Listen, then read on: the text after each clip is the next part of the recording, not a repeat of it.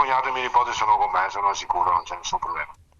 Ah, ok, quindi siete Sì, sì, insieme, insomma. sì, Mm. sì, siamo insieme. Per rispetto di mio cognato, mio nipote e mia sorella, non rilascio dichiarazioni a nessuno, non offendetevi, ma la situazione non è bella. Poche parole soppesate e sofferte, quelle di Denis Mariotto, fratello di Bruna, la donna di 51 anni uccisa dal suocero ottantenne Lino Baseotto nel tardo pomeriggio di mercoledì in questa villetta di via 24 maggio tra Visnadello e Lovadina di Spresiano. Con un fucile da caccia regolarmente detenuto, l'uomo ha sparato un colpo in pieno volto alla donna sull'uscio di casa. Poco dopo, nel capanno degli attrezzi, ha rivolto l'arma contro se stesso e si è ucciso con la stessa folle modalità. Alla base una lite, l'ennesima, il fastidio che l'uomo nutriva nei confronti del cane di Bruna, un chihuahua, abbaiava troppo la sua lamentela ricorrente. Una tragedia di cui è stata testimone diretta la figlia della donna e nipote di Lino, non ancora tredicenne, che per l'appunto ora si trova con il padre Claudio accudita a casa dello zio materno Denis in una località del Trevigiano. Roberto, ancora oggi sotto shock, è invece uno dei due vicini di casa intervenuto subito dopo l'uccisione di Bruna.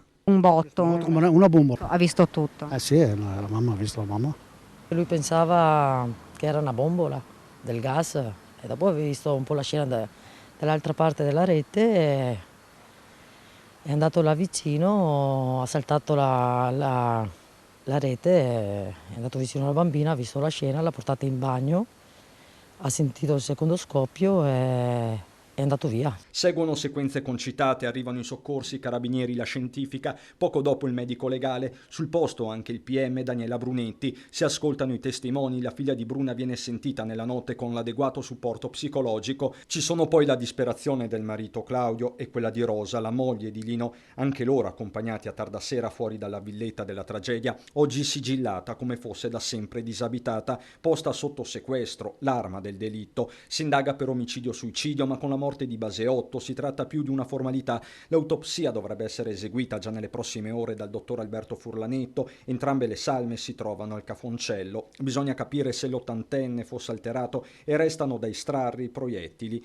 L'ispezione cadaverica da sola non è bastata. Lo strazio dei corpi di una famiglia e di un'intera comunità. Lo stesso sindaco di Spresiano, Marco Della Pietra, ha optato per la linea del silenzio. Troppo dolore non si riesce a spiegare.